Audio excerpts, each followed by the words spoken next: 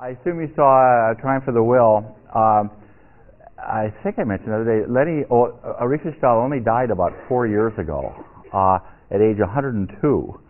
And she did interviews and just looked back on that regime as that she was a professional, and she did a good job, and her employers, in this case Adolf Hitler, were pleased with her work. What's interesting about the film, among the many things, and some of the themes I'll touch on and you're reading about, is that it's a combination of the kind of medieval and the very modern. Because Hitler, like Mussolini, used modern technology.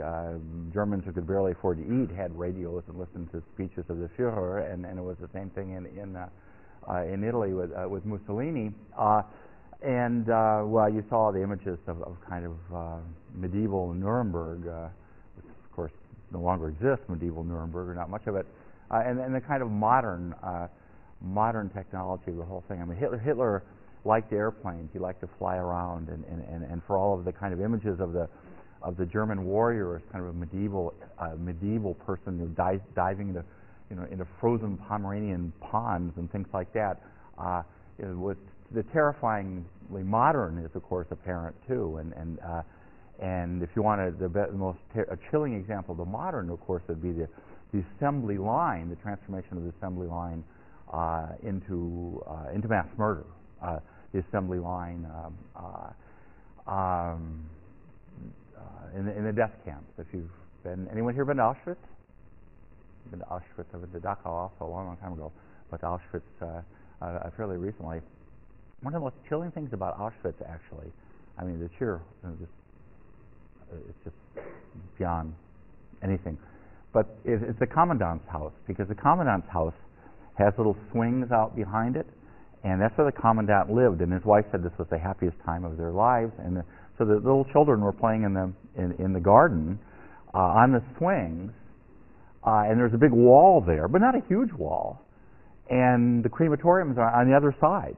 In that part, that's at Auschwitz, not at Birkenau, which was a couple kilometers away. And that life went on in that way as the sort of assembly line mass murders of millions and millions of people there. Hungarian Jews outnumbered Polish Jews exterminated at Auschwitz just barely. But that's because at the end of the war, the Hungarians were sending just huge trainloads of people to be exterminated there. Anyway, so I want today to talk about Adolf Hitler, and I will bring in to this, some of the themes that you're reading about. But just two things at the beginning. Obviously, National Socialism was one variant, certainly the most horrible variant of fascism, and you can put Franco into that mix, but there it's authoritarian, right-wing authoritarian rule. And that as you know, it was everywhere. And secondly, that like World War I, there's no other period of history that has such great literature, at least in English, about it. And there is a wonderful trilogy by Richard Evans, Hitler and the Nazis to 1933, and then second volume was 1933 to the war, to September 1st, 39, and the third is 39 to the end, to the bunker. And also, there are many biographies of Hitler. I've read about 3 of them, but the best by far is Ian Kershaw's 2 volumes, very long, but and I'll be drawing on that in part. So let's get going on that. There's a picture, there's a photo that's not in the book, but there's a photo of Hitler reviewing his guys.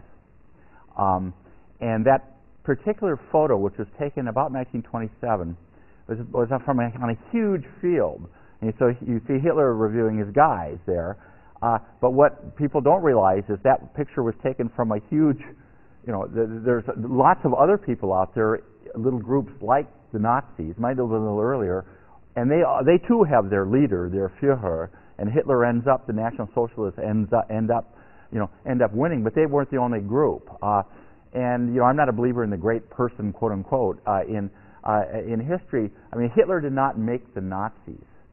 World War I trait of the Nazis. A lot of the racism, a lot of the idea of hygienics, racial purification, all that. I mean, that was all out there, as you know, and I've tried to make clear.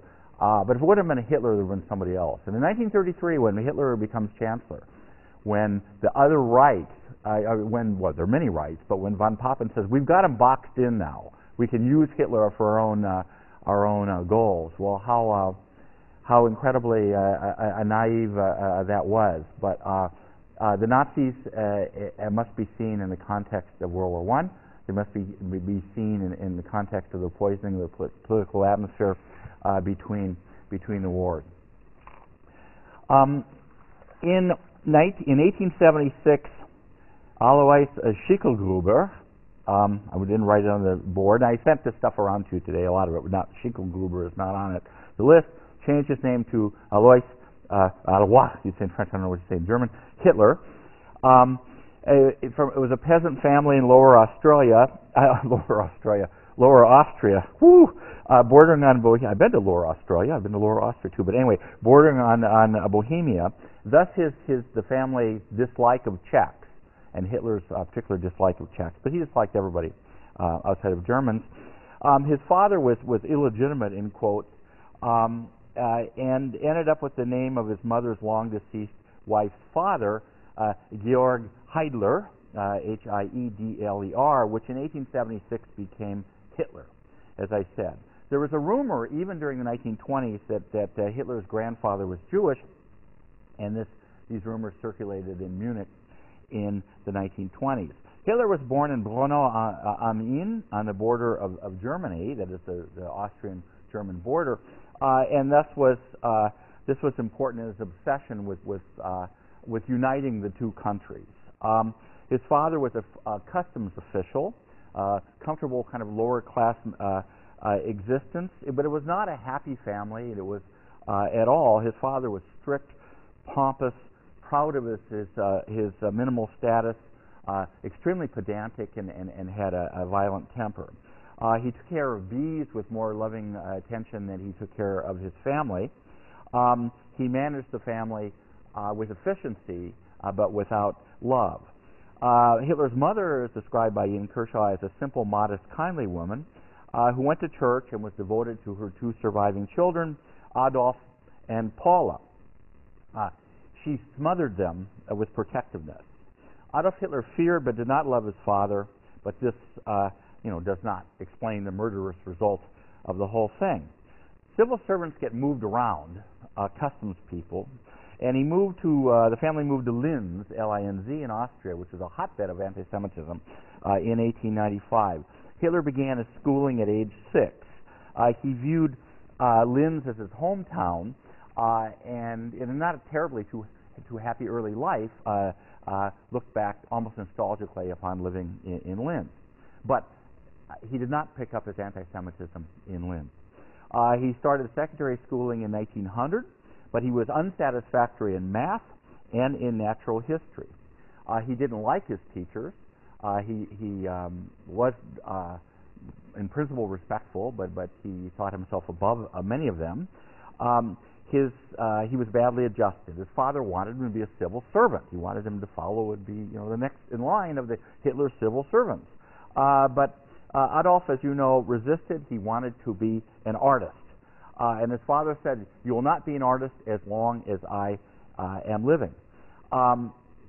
Linz was, besides being a hotbed of anti-Semitism, it was a hotbed of German nationalism, and not just Austrian German-speaking nationalism, but German in general nationalism. His father died in 1903, and then Hitler hit the academic skids. He failed in math. He moved to another school 50 miles away in a place called Sayre, but it wasn't any better. And then he took up this sort of idle existence. And he painted, he read poetry, he attended the theater. That was one of his great loves. In Linz, 1905, 1907. He had one friend, August Kubisek, who was the son of a upholsterer, and Hitler dominated him. He needed somebody to listen to him. And so Kubitschek was exposed, and I suppose willingly, to Hitler's diatribes, his pontification, his monologues about virtually everything. He was the classic kind of know-it-all. He was pale, thin. He had that little mustache that would become bigger. He wore a black coat and a dark hat, and he carried a black cane with a pretentious ivory handle. His great passion was Wagner, who those of you who know about music know that Wagner was a raving anti-Semite, and as well as art and architecture, about which he claimed to know a great deal. He wanted to begin his artistic career at the Academy in Vienna, and his mother had fallen ill with cancer and soon died. She died in 1907. This struck him as a bolt out of the blue, he remembered. He applied for the Academy in Vienna, and to his horror, he was turned down. He went to Vienna anyway in February 1908, hoping to become an architect. He said later, "I owe it to that period that I grew hardened." He lived in Vienna from 1908 February until May 1913.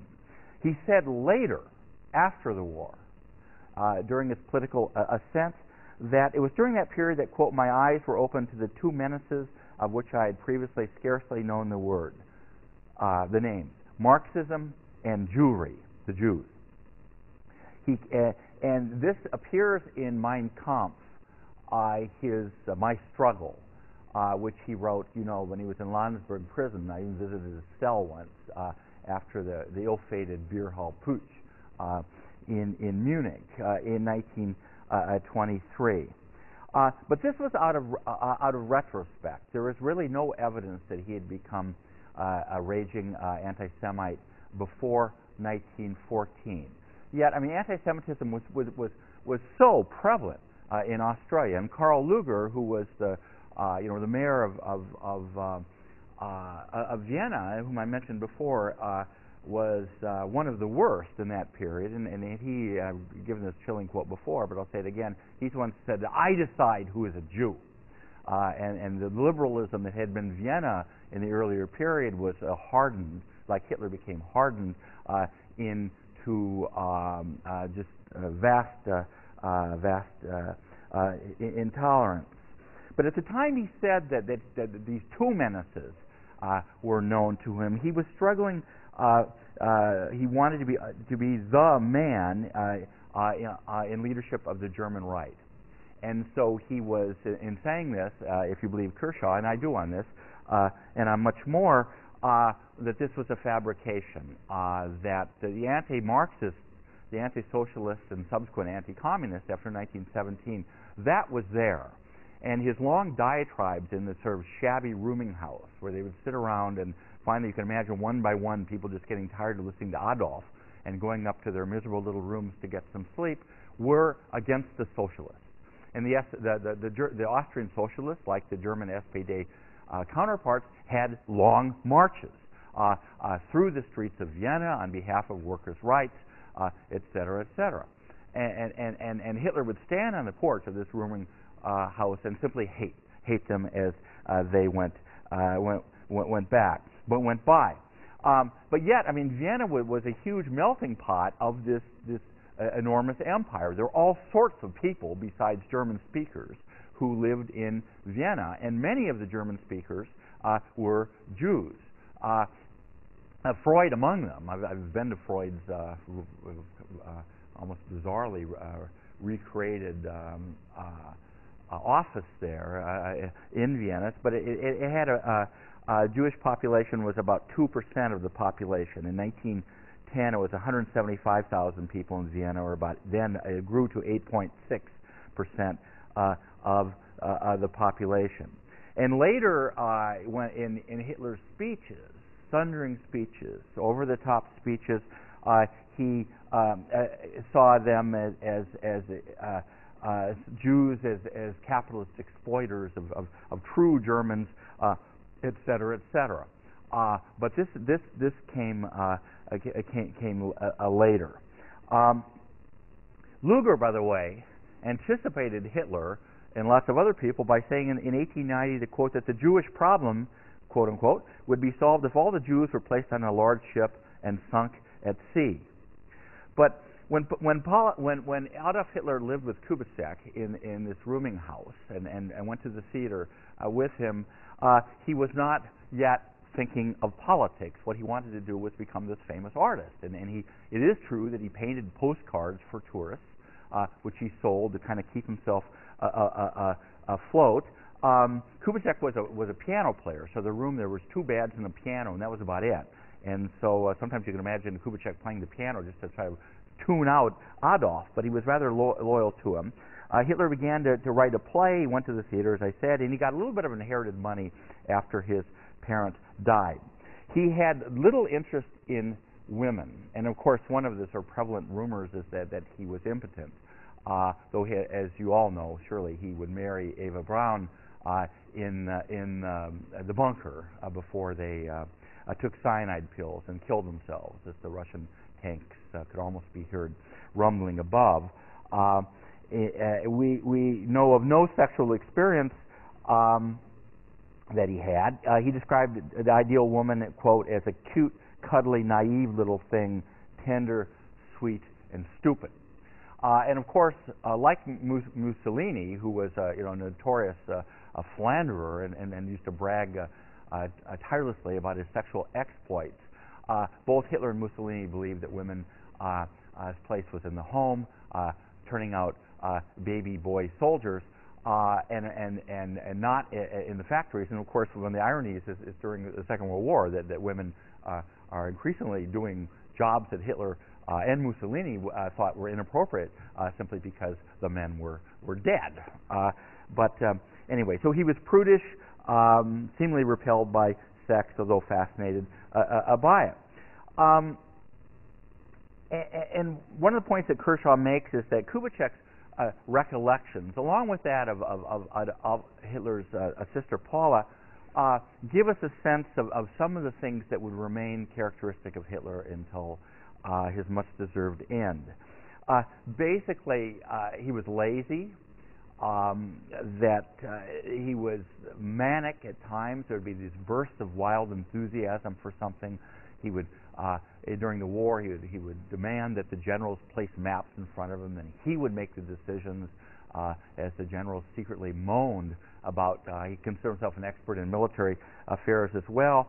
There was a pathological sense of reality and sense of proportion and a vindictiveness that, as most of you that followed this at all would know, kept the Russian invasion, stalled it as he punished the Yugoslavs, poured troops in Yugoslavia to slaughter people, and then delayed the famous invasion of the Soviet Union in June 22nd.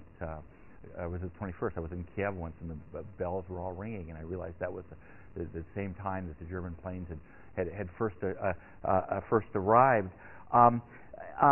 But his intolerance, his flashes of anger, his tediousness, his sense of predestined greatness, it was all there in the shabby little rooming house, and the sense of frustration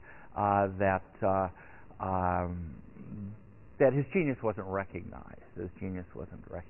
But there is no evidence of tirades against Jews that would come later. Another friend of his, a guy called Hanisch, about whom I know nothing, said that this was after Kubitschek had disappeared from Vienna. In those days, Hitler was by no means a Jew hater. He became one afterwards. And in the words of Kershaw, the First World War made Hitler possible. And in 1920, he said, for the first time in print, Jews are to be exterminated. And this is after the foundation of the German Workers' Party early in 1919. And of course, it's that party that would become the Nazis. Now, there is a picture that may be doctored, and that apparently is no longer in the second edition. It should be. It was in the first edition, of the war starting in Munich. And I think I have mentioned this before, and it's a crowd scene, and people are I mean, the war's been announced. The war's not in Munich, but all these people are around the hotel, the town hall, and they're just exuberant. And you can see the smiling Hitler, beaming, happy, fulfilled. You know, he's going to fight for German nationalism. And he did fight in the war. He was one of the guys. He was a comrade because he was wounded twice. He was a runner in the war. He carried messages from officers to the trenches, and then he not literally ran, but kind of carried them. But they called them runners. And so after the war, he emerges as do troops demobilized in every country facing the challenges of an uncertain future, and nowhere was that future arguably more uncertain than in Germany. Now, not all veterans of the fight of the German war cause in World War I, of course, turned to far-right politics. The SPD, the Socialist Veterans Organization, was the largest of them all. Yet, there are just enormous continuities between those German soldiers who returned from the war with their weapons in their houses, joining the Free Corps, the Freikorps.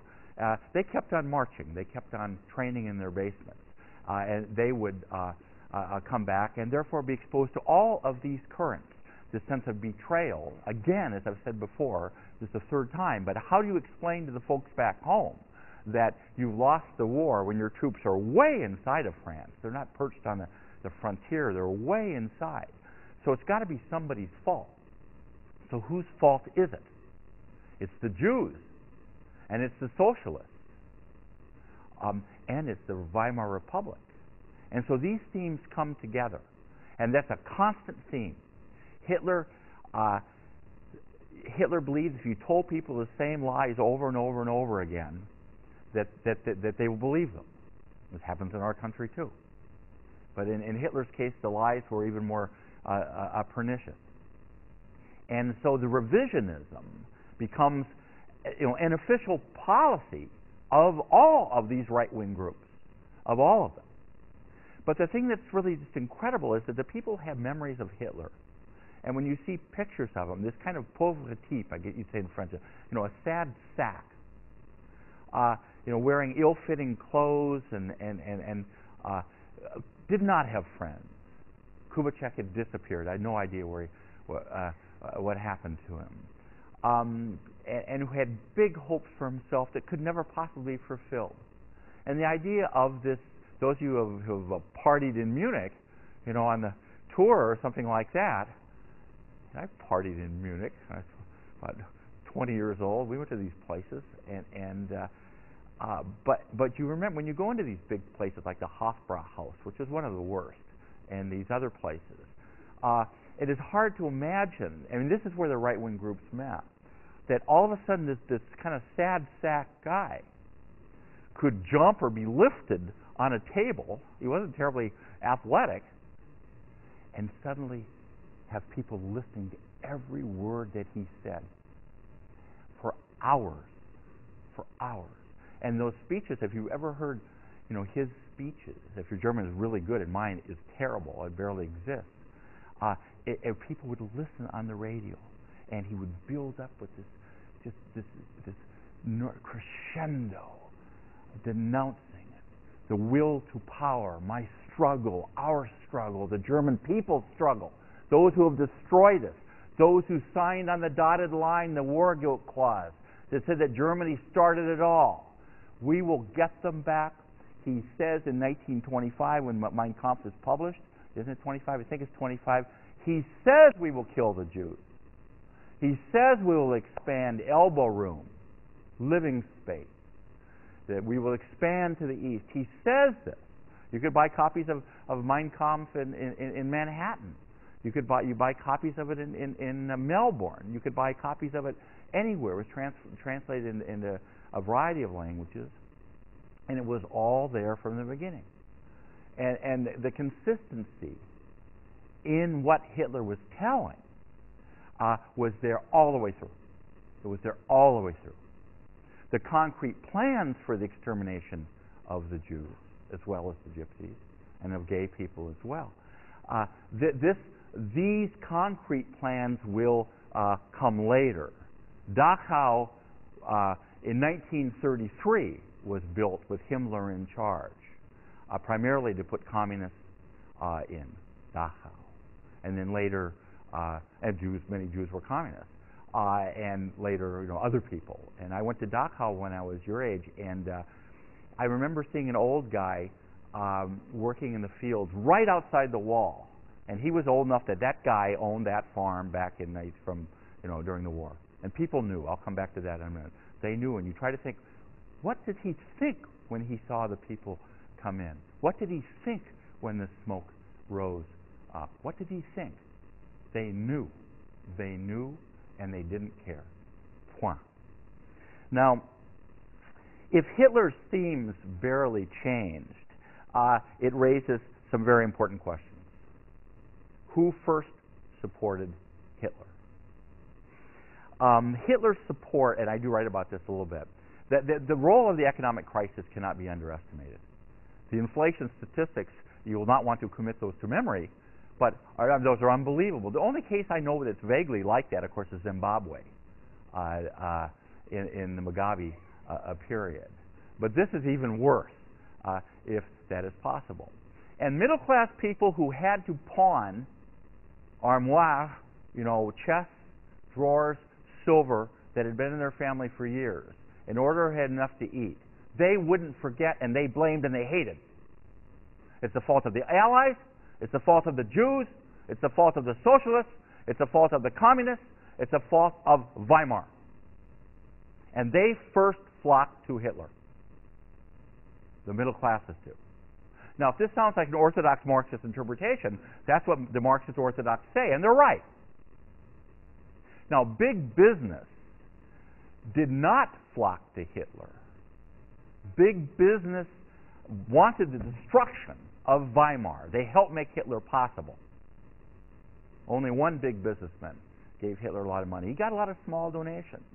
But pretty soon he gets started introduced to the right people, the right cocktail parties. They thought he was vulgar. Quick story. I had a colleague who died decades ago who was very nice to me when I came here. He was a German diplomatic historian called Hans Gatzke. And he left. He wasn't Jewish and he wasn't a communist, that's for sure. And he left Germany in the mid-30s because he didn't like what was going on. He didn't like what's going on. And he got a job translating for the Canadian Olympic team. And I said to him once, "Did you ever see Hitler?" And he said, "Yes." And he was under the stadium in Berlin. And like any big stadium, you've got space underneath. A lot of places they have batting cages. Sometimes there's a baseball stadium or something like that. But he was down there. He was supposed to meet the Canadian Olympic team, and all of a sudden he heard this enormous roar of machinery as machine gun carrying vehicles are coming in. And by incredible coincidence, he had a couple pillars here, and just about where Leslie is, there was Adolf Hitler. There was Adolf Hitler. He was scared because there were machine guns all around him. He stood there frozen. I mean, he wasn't, what, they've gun him down? No, but he just was standing there. And I said, what did you think?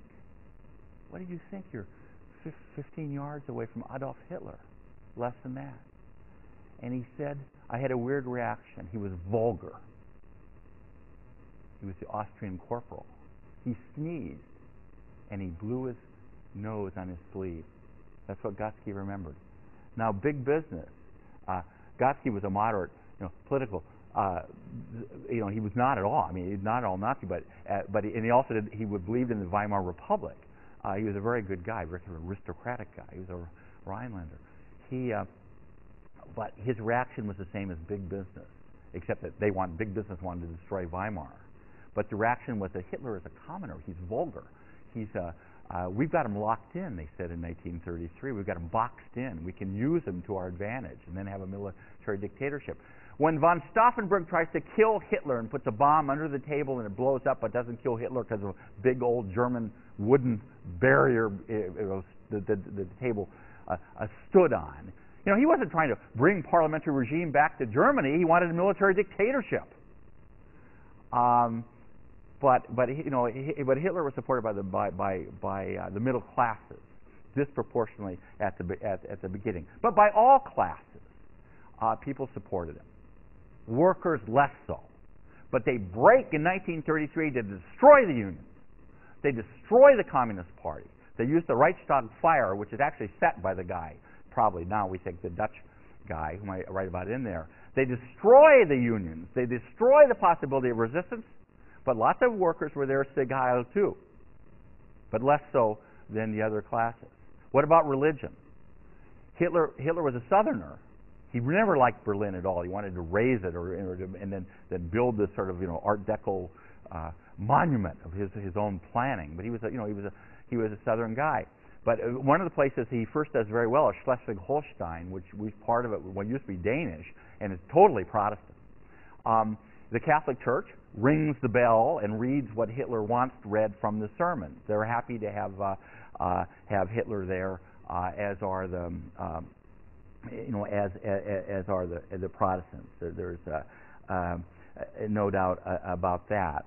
But these kinds of the fascism is in the air all over the place, and the kinds of the main elements of fascism that I list, in that book, if you think about them, they all apply to Hitler and to the people who followed him.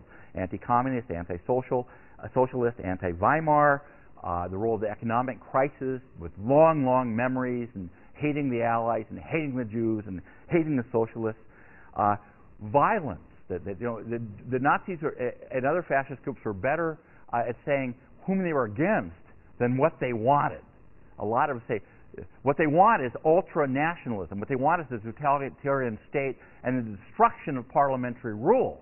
What they want is a dictator. They want a caudillo, as Franco was. They want a duce, as Mussolini called himself. They want a Führer. They want a leader who incarnates in that mystical body, as they would view it, the aspirations of the German people. And part of whom you were is who you're excluding. You have a Volkish community in the perverse biological, racism of these people, and other people who aren't in it. Too bad for them. If they are work shy Germans who don't want to work, then they're not really part of the Volkish community. I decide who's a Jew and who isn't. That's what Luger said. Hitler says, and this is the horror of it all, we decide who will live and who will die. And when they're using euthanasia as a tool to kill people who are mentally handicapped, and even some people who are physically handicapped, and pretty soon in the late 30s the Germans say, wait, these are Germans. If they're Jews who maybe are German, we don't consider ourselves German, that's okay. Get rid of them. So they pull back on that. But that's there from the beginning. Ultra-nationalistic, ultra-anti-parliamentarianism. You want the guy. He's going to represent you and he's going to tell you what to do. But they did, and the terror is there. I mean, the violence is there. The Gestapo. People, there's hundreds of thousands of denunciations. If you denounce somebody, you could be setting them to torture and their death. There's no question about that. And there's denunciations all the time. Hey, my neighbor, I think he's Jewish. I know my neighbor down the hall. I know he was a big guy in the the German Socialist Party, the SPD. I know that the butcher around the street, I might want his store because I'm a butcher too. I know he was a communist activist until 1933. And you send his denunciations. They got him all the time. They got him all the time. Here's a quote. Somebody describing one of the Gestapo offices and the bureaucratization of terror. And it's grimy, this is a quote, grimy corridors, offices furnished with Spartan simplicity, threats, kicks, troops chasing chained men up and down the reaches of the building, shouting, rows of girls and women standing with their noses and toes against the wall, overflowing ashtrays, portraits of Hitler and his aides, the smell of coffee, smartly dressed girls working at high speed behind typewriters, girls seemingly indifferent to the squalor and agony about them, stacks of confiscated publications, printing machines, books, and pictures, and Gestapo agents asleep on the table. Nobody had any illusion about what was going on. And they didn't just rule through terror. The SS, by the way, the SS Everybody knows about the SS. I mean, they destroyed the SA. Ernst Röhm challenges Hitler, and the night of the long knife, they wipe them all out. The SS was a form of sort of social mobility for people. These young guys come back after the war, there's no work, and pretty soon in the 20s, they get SS, you got a uniform. You can go beat the hell out of communist Jews or anyone else, and there's the judges are all Nazi sympathizers or right-wing sympathizers. They were all trained in the empire. You can, kill somebody and you'll be out of jail in a very short matter of time. I mean, you're working with impunity, especially in Prussia, where Goebbels is the Minister of the Interior. Or is it Göring is the Minister of Interior in Prussia? I don't remember. Anyway, it is all routinized. It is all there. But they don't rule just through terror. And that's what I did not emphasize enough in what you've read, and it's going to be in the next edition. Hitler promises order. And order is zero tolerance on petty crime, for example. And they have police who are called the Kripo, appropriately enough in English translation, but Kripo, and they are your basic police. They are not the Gestapo.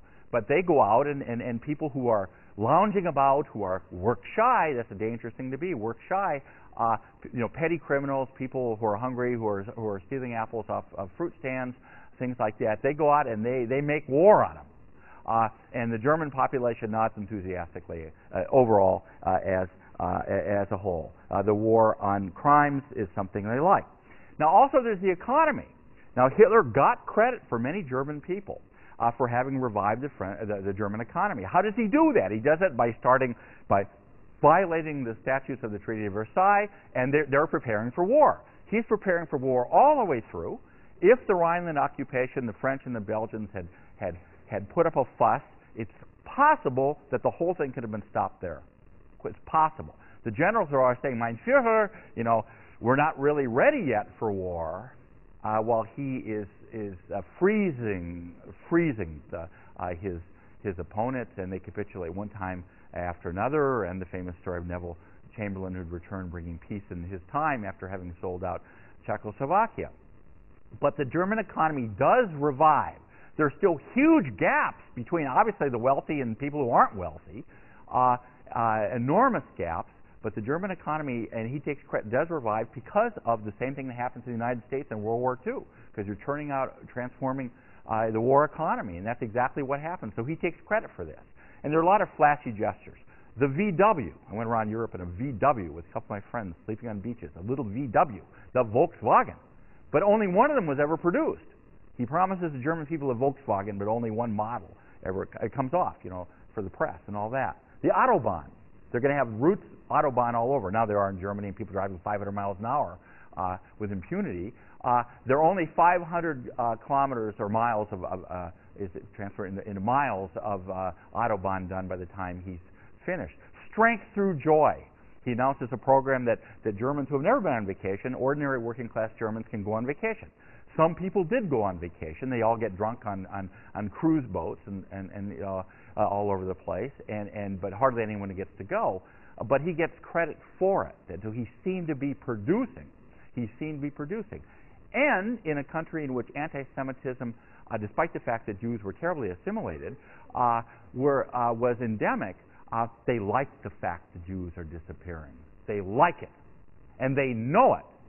And it's sheer nonsense to think that people didn't know what was going on, because as these trials are put in the papers all the time, so-and-so has been condemned, being sent away to Dachau because of anti-state behavior, anti-German behavior, you name it. People know. They have no doubts about it. Where do they think the trains are going? They can kind of imagine, where are these people coming from? When all the Polish workers are coming in, being brought in as sort of slave labor, the ones who haven't been destroyed, when they're coming to work in the factories, where do these people think their families were? Well, they're all dead. That's why Ordinary Men is such a chilling book, because how these people, this police officer brigade in Hamburg, how these people could put bullets in the backs of the heads of old ladies and little children in the killing fields around Łódź or anywhere else in Poland. It's just an extraordinary story. People knew. Not everybody knew, but they knew. They knew. And for people who wanted order, this was their idea. This was the racial idea of order. The universities, what happens to the universities? Well, certain fields do very well. Racial hygiene, they establish chairs in racial hygiene. German folklore, they establish chairs in German folklore. Physics does very well for obvious reasons. Physics equals rockets. Military history, chairs in military history. Chairs in German history. Chairs particularly in German medieval history. But anything else, your basic history, German literature, for example, doesn't do very well. There was a famous headline that is in the book saluting the fact that there were less visits to libraries and people were checking out books in far fewer numbers than they did before. How do they pull this off? They pull it off through sort of the atomization of society. And that one of the ways that there's a really wonderful book called The Nazi Seizure of Power, written about a town near Hanover. And he changes the name of the town. But then people were so proud of that book in the 1960s. In 1970s, they put stacks up and said, that's us. That's us who are beating up the Jews. That's us who are beating up the communists. We are so proud. It's a very good book, William Sheridan and The Nazi Seizure of Power. There's another good book by Rudy Koshar, a friend of mine at Wisconsin, on Marburg, on the town of Marburg. What they do is they get Nazis into every voluntary association, basically, and they take them over. And so what you have is the atomization of society. That what Ian Kershaw calls going to the Führer. Only thing left is the family. You protect yourself in the family, or you thrive in the family, but you're in the family. And your children are in the Hitler Youth. There is no possible organized way of opposition. Soccer clubs, football clubs, everything is part of the atomization because it's been taken over by the Nazis. There is almost no resistance in Germany. I'll talk a little bit about this next time. Because this is a regime that's capable, as they did in Dusseldorf, of hanging 16-year-old boys because they listened to Benny Goodman or were considered to be slackers or work shy. There's that phrase again. So this atomization of German society makes all of this possible. And the most, when Stauffenberg places this bomb and the thing blows up and it doesn't kill Hitler, Hitler amused himself and his friends by all the people and all the families of people involved. They filmed them being slowly strangled with wire, and they laughed as they watched the film. But the most amazing, chilling thing, even more than that, is that Germans pour into the street in 30 or 40 different cities as bombs have been raining down all the time, and they thank God, mein Gott, you saved our Führer. That's extraordinarily difficult to explain. And by 1944, the armies are full of old men and boys, because basically everybody else is dead. And they keep fighting. They fight until, with astonishing and foolish courage, until the bitter end. They believed. Not everybody believed. And there will be a revival of, but even the German Federal Republic was just replete with former very proud former Nazis who take hugely important positions in power after that. And of course, the good old Americans help a lot of these Nazi war criminals escape to Paraguay and places like that in exchange for information about communist movements and that sort of thing. They believed, and they believed. Not everybody believed. But that's one of the scariest things about the whole thing, is that it was Sieg Heil until the end. Again, not for everybody, but for some social classes and others. It was, and you find this in other countries. And I'll talk a little bit about that when I talk. I guess I'll talk mostly about France next time.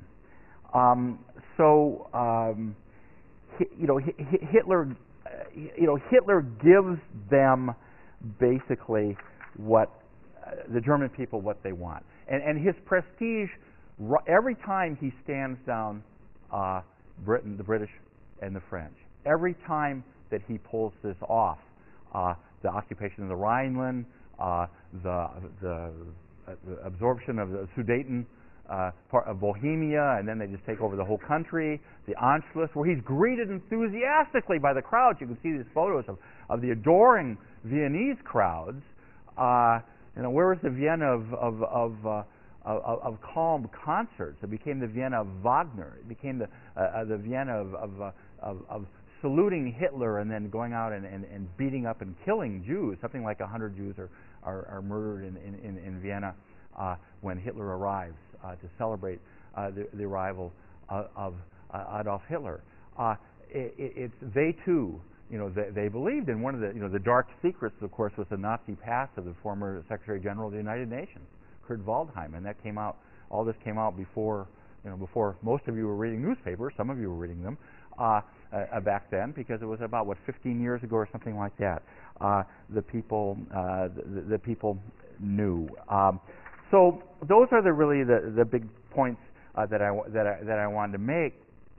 And when you were reading German women or German men sitting waiting to get their hair done, when you read a popular newspaper, or popular magazine, all of which had articles about Hitler and this sort of entourage and all that, and you read a cheery headline such as "Gas masks for children now readied," you sort of nodded and said, "Yeah, we'll be ready for the struggle," because what happened was Mein Kampf, the struggle. Hitler's book Mein Kampf became perceived of and adopted by the majority of people in Germany, and they, tragically enough, they remain with Adolf Hitler and the Nazis until the very, very bitter end. And of course, it's important to see the context is that in all of these places, whether you're talking about Brussels, whether you're talking about Amsterdam, whether you're talking about Prague, any place you're talking about in Europe, or Oswald Mosley strutting through Hyde Park with his little Nazi-ling followers. Hitler was just the most violent, the most egregious, the most horrible, the most tragic example of what was a general phenomenon throughout the entire period, at different degrees of success during the 20s and 30s. And so the war that began in 1914 basically does not end until, at least in Europe, until the defeat finally of Germany and the death of Adolf Hitler, still at a relatively young age in the bunker in Berlin.